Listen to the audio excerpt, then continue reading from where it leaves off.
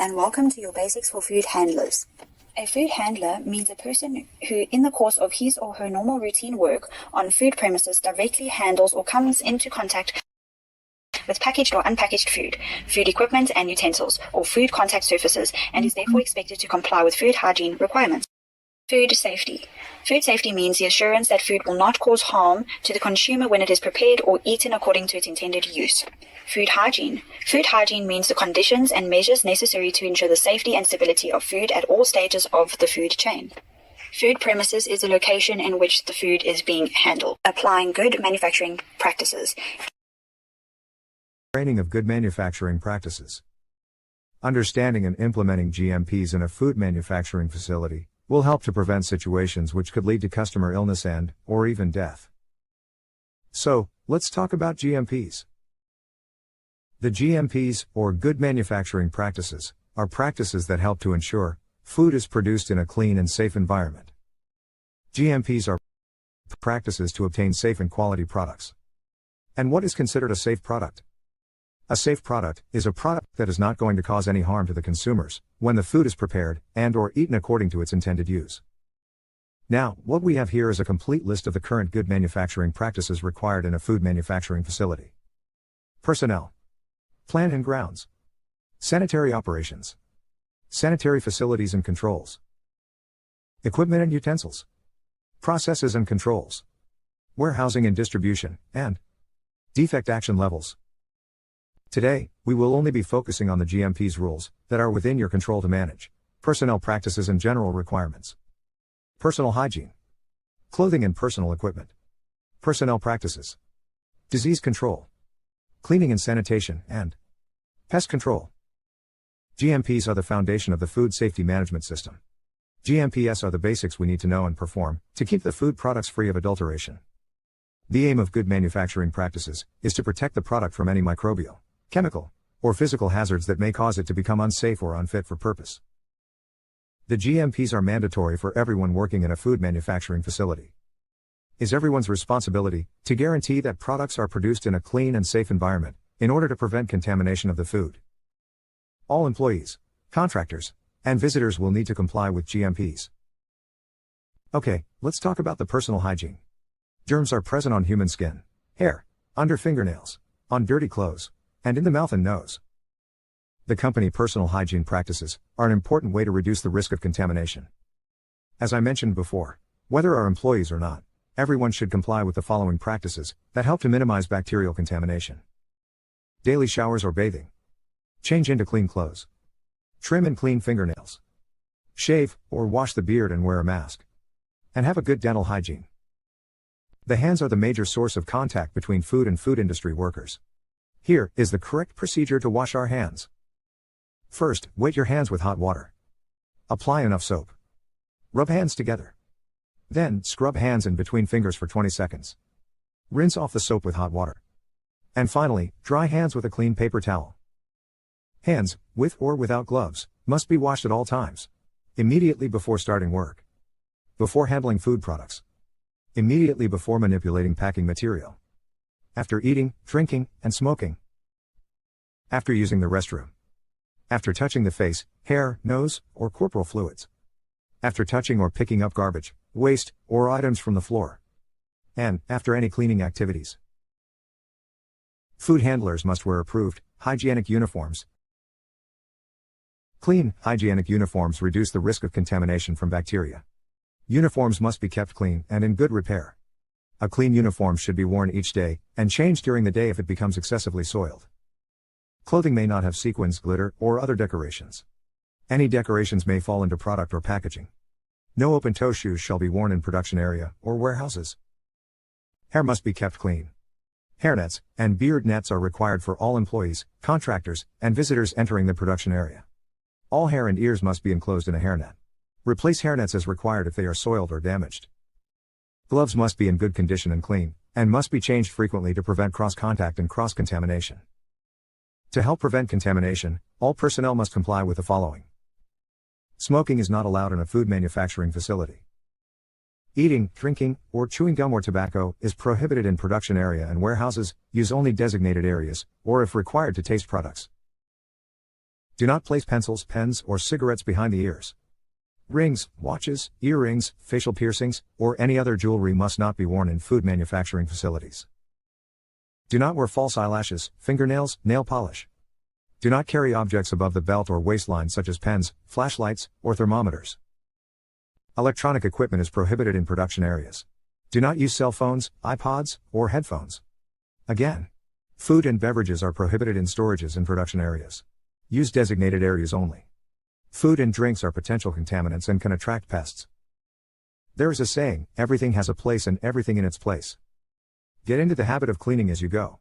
It is important to keep the facility in a clean, tidy, and orderly condition. This will also help to keep the workplace safe. Place the trash in the bin and clean up after any spills as they occur. Do not allow rubbish to build up in any area of the facility, as it provides conditions for bacteria to grow, and creates unpleasant and unsafe working environment. Infected food handlers can contaminate food, and cause food poisoning outbreaks. For this reason, all employees are required to report to the supervisor when they have any illness prior to commencing work. It might not be necessary to send an employee home, but it might be necessary to send this employee work somewhere else, where there is not going to come in direct contact with food. Also, if the employee has any minor cuts, or abrasions on the hands, the employee must make sure the wounds are clean, and covered with a blue metal detectable band-aid. And gloves must be worn to cover the band-aid. Any product, raw material, or food contact packaging material, that have been dropped on the floor, must be disposed of as waste. No matter how clean it appears to be, there is always a risk of contamination. Avoid transferring tools and equipment from one area to another, as they can be source of cross-contamination. Cleaning solutions are manually applied, and equipment is scrubbed by hand. Remember that all cleaning activities should be documented in cleaning checklists or forms. Cleaning and sanitation are two different activities. Cleaning is the process of removing all physical matter from equipment and surfaces, to remove food and other types of soil or dirt from surfaces. And sanitation is the process of killing harmful germs you cannot see, that resides on equipment and surfaces. Employees shall keep their work area and equipment always clean and sanitized, areas such as floors, drains, walls, tables, tools and conveyors. Only approved chemicals and approved cleaning tools should be used.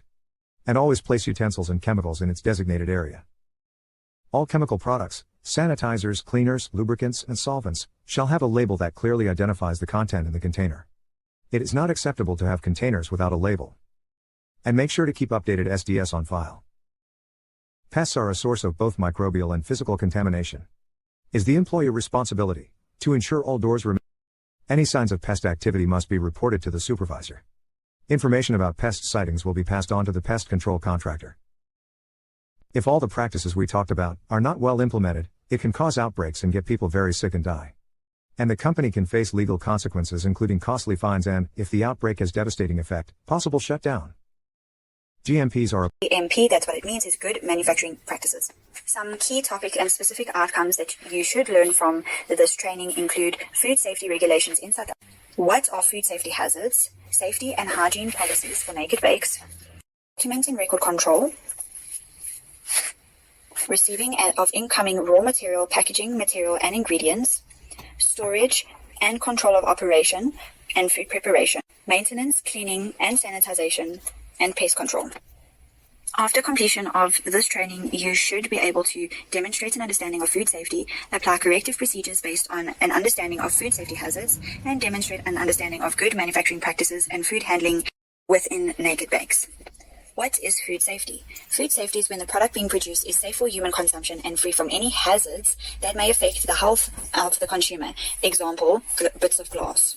What is food quality? Food quality is producing a product that is fit for customers' purpose. How can we ensure food safety? It is estimated that 1 South African dies every day from foodborne illnesses. Consumers, employers, as well as the employees all have a role to play ensuring that food is safe. Each company that is in the food processing, packaging, storage, and distribution needs to implement a food safety management system, FSMS, to control and eliminate food safety hazards. The system is established based on a thorough understanding of the food safety hazards related to the product being handled. What are some of the consequences of producing poor quality and unsafe products? Bad reputation can cause deaths, loss of clientele, loss of income, job losses, the company may close down, negative publicity, downgrading or condemnation of the product and recall of products, which is very expensive. Hazards can be a danger to the customer when the contaminated food is eaten, or it can cause injury, example, choking, breaking a tooth, or cutting mouths. It can also cause poisoning, like food poisoning, or chemical poisonings. These hazards may be classified as A. Biological, which are living beings, micro and macro. Micro meaning small, macro meaning large. Physical is next, that you can see it with your physical eye. Biological hazards include microbiological organisms such as bacteria, viruses, fungi, and parasites. These organisms are commonly associated with humans and with raw products entering the food establishments. Many of these microorganisms occur naturally in the environment where foods are grown. Microbiological hazards occur when food becomes contaminated with microorganisms such as bacteria, viruses, and parasites found in the air, food, water, soil, animals, and the human body touching in the process. Given the right conditions, some microorganisms can cause foodborne diseases. Microorganisms come to contact with food via dirty hands, dirty equipment, dirty raw materials, pests, etc. Once in food, they start multiplying. This can cause food spoilage and food poisoning. Most are killed or inactivated by cooking, and numbers can be minimized by adequately controlling of handling and storage practices with hygiene and sanitization procedures in place. What do bacteria need to survive? Oxygen, the pH requirements, so they do not like acidic. So that's why you would sanitize. Dependence on available water. So we never leave the basin with water inside. We make sure all the water's out. There's never stagnant water. That's why we have drip shelves now, so that things can air dry, and then we pack them away as soon as we see they air dry, making sure things are dry before we stack, especially the containers, to avoid mold growing. Generally, heating kills off bacteria. However, in some cases, bacteria produces toxin to protect itself, and then further causes food spoilage and food poisoning. Endospore production means that some bacteria produce endospores that help them survive in unfavorable conditions until they are able to germinate later and form living cells again. General upkeep of personal hygiene, hand washing, sanitization, area cleaning, and housekeeping is a very good practice against that. Molds, it's very important to get rid of anything moldy because molds can produce toxins that cause foodborne illnesses.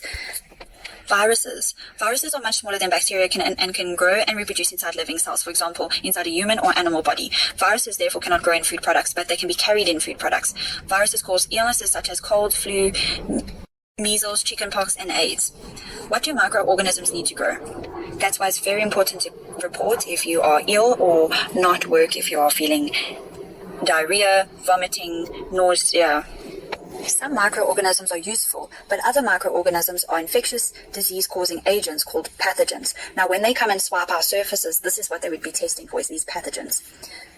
The following pathogens. A good plan for the day would be to roll as many batches as we can of one type, for instance tahini, wash down the kitchen and dishes, then go on lunch, come back and pack all the batches. All the forms are then filled, and there is a clear map of production and record keeping done. As a team, we always ensure to do the dishes, wipe and sweep and mop between making product batches or leaving the kitchen. We know that this is the highest level of food safety that we can promise. When we clean down the kitchen, we are doing the following. We are washing all the dishes before a new batch kind is started or before leaving the facility for the day, wiping all the surfaces, including sweeping and mopping the floors. The cooling of baked batches to room temperature for a minimum of 30 minutes in the cooling machine before packaging is important. This prevents mold growth and product spoilage when the hot cookies become moist on the shelf and the then product being found by a customer that is spoiled and moldy. To prevent these outcomes, we cooled and baked batches to room temperature for 30 minutes in the cooling machine before packing. We can be sure that this product is high quality.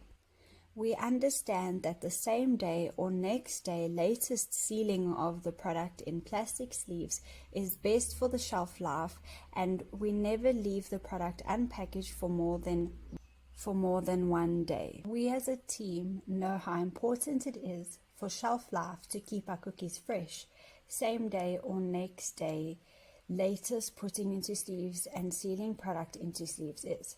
It is best practice for our shelf life. We never leave products unpacked for more than this time. We never leave product unpacked for more than these days. We are not a team that sells stale cookies. When sealing the bags, we double check every bag is sealed. We seal all the cookies in the sleeves, making sure there are no gaps and the bags are airtight to avoid infestations and spoilage of product. We take it seriously to double check every bag is sealed. We know that if there are gaps, pests like moths and worms may be present when the customer opens the product, and that is a horrific experience for the customer as well as us. Gloves and surfaces need to be sanitized hourly or every time a new task is started or ended or a body part or phone touched. We are observant and strict as a team on surface and glove sanitization, as we understand us not being cleanly can make others sick. This is our promise, is to keep the highest level of possible cleanliness and protect our customers' health.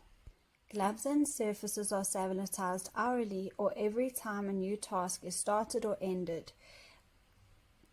We are observant and strict as a team on surface and glove sanitization, as we understand that not being clean can make others sick. We promise to keep the highest level of possible cleanliness and protect our customers' health. Chemicals and pest control solutions have been stored away from food. There is a specific place for these items and they belong in these areas, as so when we use them, they go directly back into these areas when we are finished with them. We make sure that they are in their own tub in the place that they belong, as we understand that these may cause chemical poisonings that could even cause deaths. There is always one sanitizer bottle per station, and we make sure to use it often before and after every task on our hands, surfaces, and surrounding areas. There is nothing stored or placed temporarily directly onto the floor. It is always easy to sweep and mop the facility. At the Naked Bakes facility, we make sure bags of ingredients are frozen, then decanted into 25-liter buckets. We also do not put finished packaged goods or anything else on the floor. Everywhere is sweepable and moppable. As previously mentioned, we decant all of our raw ingredients into 25-liter buckets that are labeled with the ingredient, the batch number, the best before date, and the ingredients. This is the protocol to ensure what we have on hand and understand what every product that we decant has been cured of pests. We make sure bags of ingredients are frozen for 24 hours minimum and then decanted into 25-liter buckets. We also don't put finished packaged goods on the floor. We do all of this to prevent pest infestations. And then lastly, we get rid of boxes or packaging materials that these raw ingredients were supplied in. We only use bottled water in our facility. We understand that tap water can lower the product's shelf life and pose potential bacterial risks.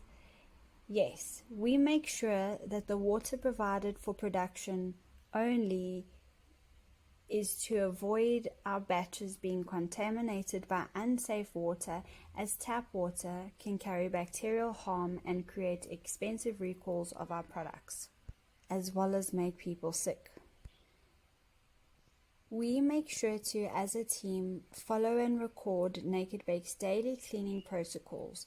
We understand that record keeping by filling the forms on the facility device is important for tracking our productions and the processes there behind. We make sure to complete the record keeping as we understand we are not compliant until the data is recorded as evidence on the system. knowing that we are not allowed to sell products if we are not compliant. As a team, we take pride in the following Naked Bake's allergen safety protocols by making only one kind at a time and cleaning surfaces and floors in between batch count changes, keeping our allergen-prone customers safe. We are strict in only working with one kind of product at a time and cleaning down before starting a new kind. We understand that if we are not careful, we could potentially kill a person with an allergy. When we are finished packaging a 32 box of cookies, we make sure it is off the floor, labeled with a title, best before date, batch number, production date on the sticker before we start to package the next box. All boxes on the stock shelf have this sticker of information on it. And this is also then processed during record keeping to reflect on the system. We as a team understand the facility doors are always closed unless on appointment. We know that this is to prevent outside influence on our products like dust, pests, or things on people. We respect that the entering of outside personnel out of appointment is dangerous to our production process, as they could bring potential hazards, and follow record-keeping procedures with those on appointment, thus keeping our product and our facility safe at all times.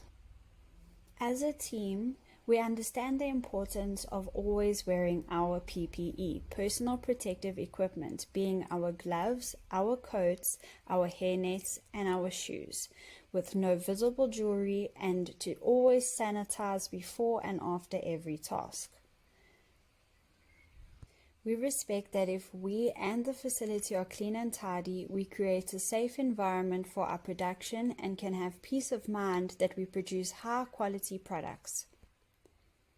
We at Naked Bakes make a point to check our team.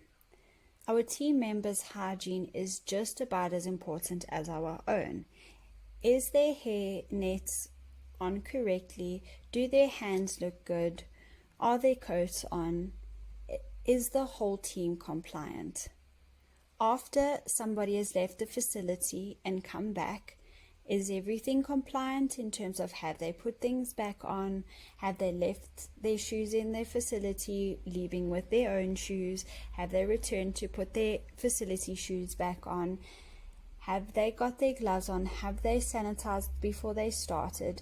It is the team's responsibility, as if the whole team is not compliant, the facility is not compliant.